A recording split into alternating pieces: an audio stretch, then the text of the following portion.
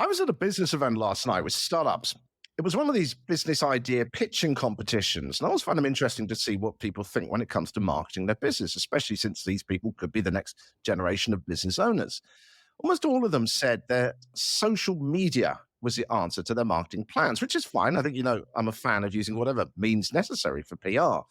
But few seem to have a clear idea as to what that would actually involve. I was chatting to one of them after they won second place in the pitching competition, and the prize was to be interviewed on a local radio station. So we got talking about what they would actually say, what was the story that they would say. And here's the thing, and I don't blame the person. They don't know PR and comms, perhaps like you and me, but the story was really muddled. There were a lot of different aspects to it. And I said, look, you've got to get this down to one clear story with a few core messages that's going to resonate with the target audience.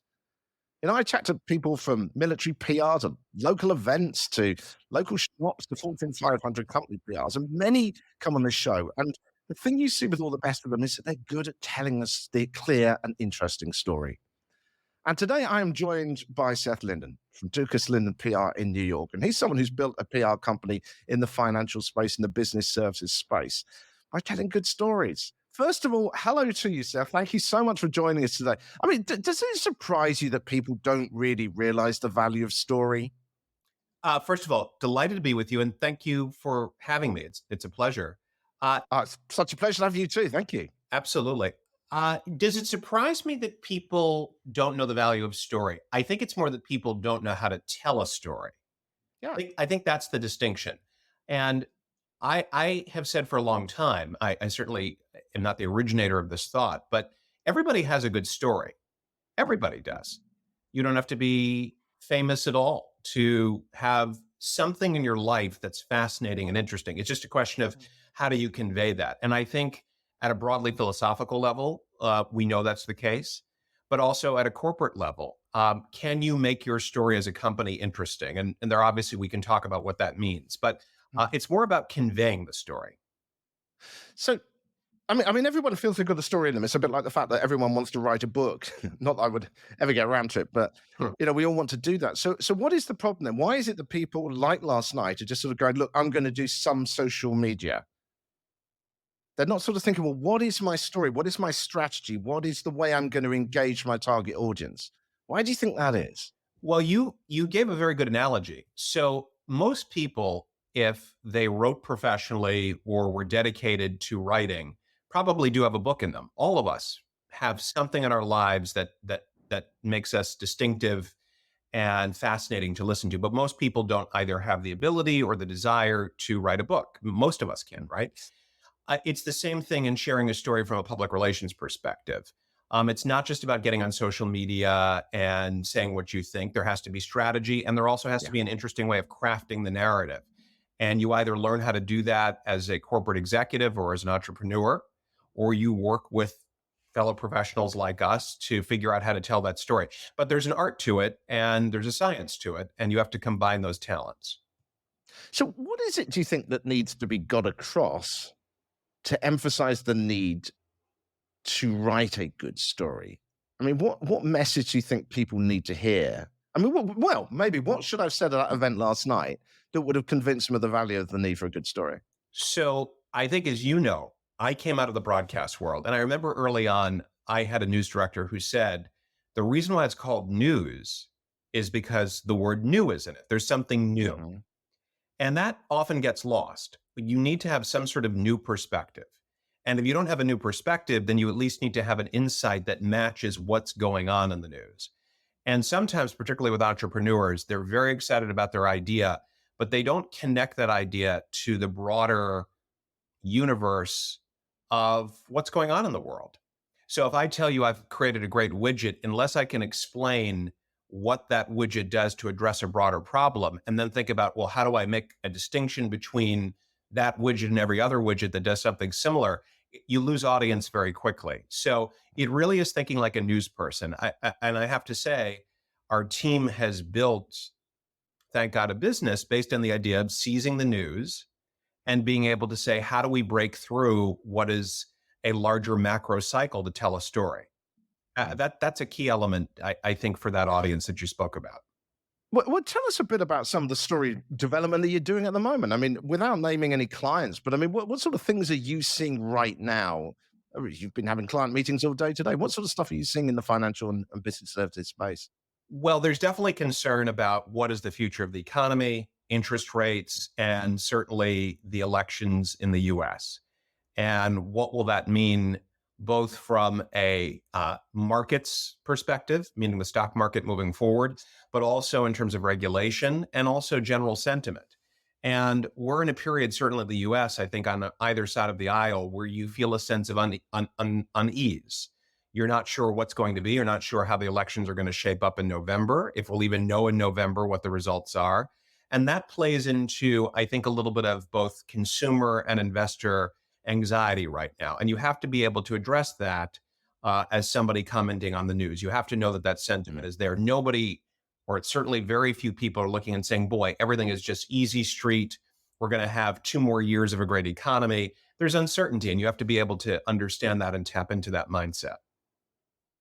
So what is it that you're actually doing in terms of your process as a PR company within that? So you're putting out comments on behalf of clients, and what is the kind of objective of that? What are you trying to do within that sort of uncertain space?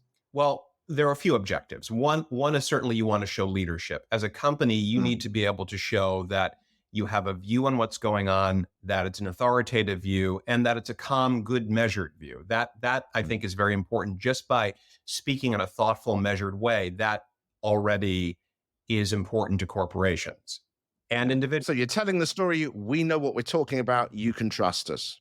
I think it's a little more subtle. It's more Yeah. that we have a very good point of view. We may not have all the answers, but we're going to run a steady ship regardless of what happens. And this is what we think is happening. Mm. But if it's overconfident, actually, then I think it takes away from some of the thoughtfulness. That's interesting. So how do you steer that line? That's fascinating. Probably very much in the way that you think about your work. It's about not only what you're saying, but how you say it. It's tone and texture. Yeah. And certainly we've seen across the globe in political environments, et cetera, that when you use too much of a blunt instrument in the way that you speak, you actually can lose confidence. It's a balance. It's Mm. being able to, again, show thoughtfulness and poise, but not so much so that you look like you're just campaigning and trying to sell the next greatest thing since sliced bread. It's that Yeah. balance. I would call it middle of the road, moderate approach in many respects. I'm just curious. I mean, I know very little about the financial services space, but it's somewhere where the slightest wrong word can devalue a company, can't it? So how do you approach that, getting that message right? It's funny. I don't think that in most instances it's one wrong word. Right. Most interviews are really about, in our experience, it's about thought leadership, Yeah. meaning you're giving an opinion, you're giving a perspective, you have a chance to correct that perspective. That's how I think most interviews uh, end up being taking place. Where it's a broader stakes is something, let's say, like the recent presidential debate between President Biden and President Trump.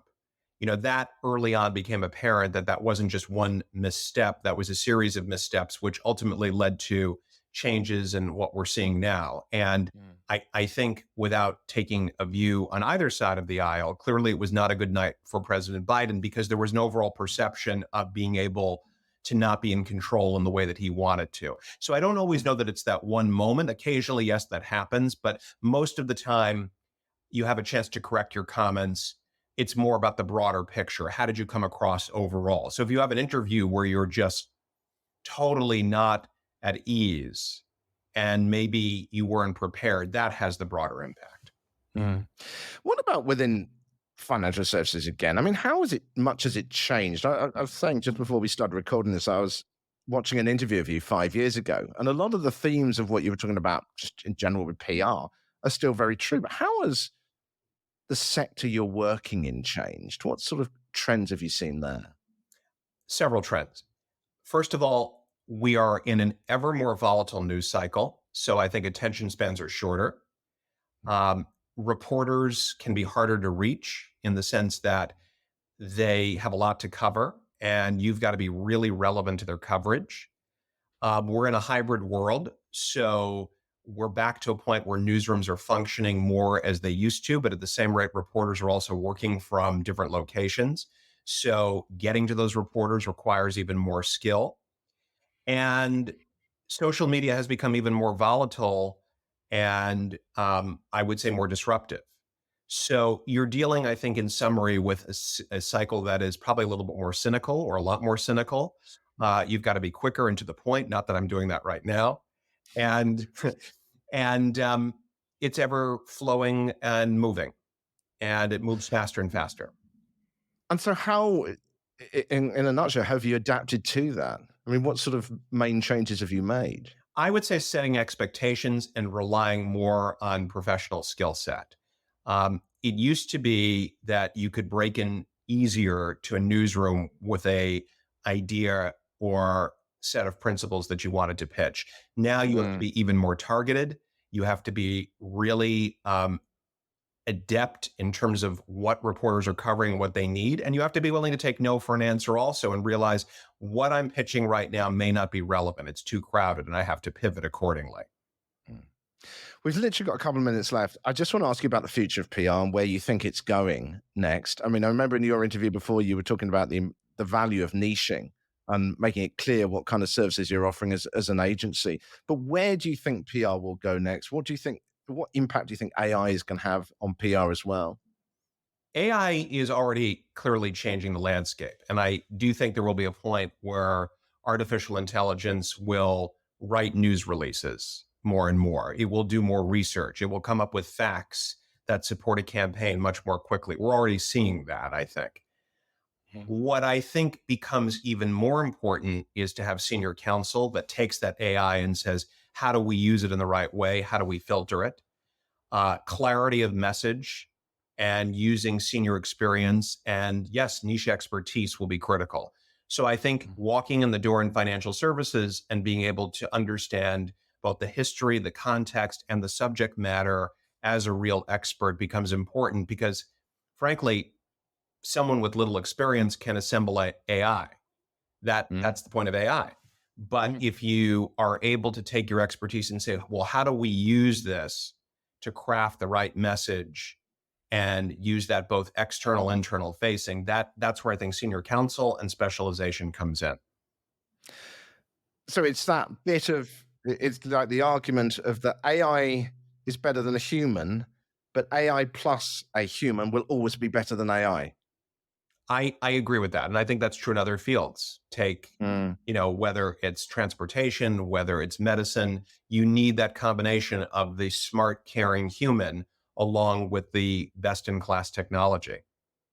Yeah, I mean, I'm a massive believer that PR and the importance of storytelling is just going to be so important, and that coming up with that interesting idea that AI is coming up with something more generic, coming up with something with a real edge, is going to be absolutely vital in the years to come. Do you think that's true? I think that AI will be a large tool that we Mm. use. But today I came directly to this interview from a media tour that we did with a Fortune 500 client. And I will tell you that the in person dynamics matter and that they really help shape the course of an interview and the ability to connect. Why do I say that? Because I think if you've got AI leading the information behind the story, but you have the human connectivity plus that, I think that's a winning strategy. I think it's the same as to why, even despite Zoom and Teams and the online world, we still want to connect as human beings. I think Yeah. that combination, hybrid, I think is the word. Yeah. There's just that subtlety to that human connection, isn't it? Yes. Yeah. Plus, I think we are people. We want to be able to connect on an emotive level. And I don't think AI replaces that, but AI will make us better informed to do our jobs, I hope. S- Seth, it's absolutely great catching up with you. How can people find out more about you? Please come to our website, dlpr.com, and would love to hear more from you. And this has hopefully been an informative conversation. It was great to speak with you. It'd be lovely to talk to you again. Let's catch up again soon. That sounds great. Thank you for the time.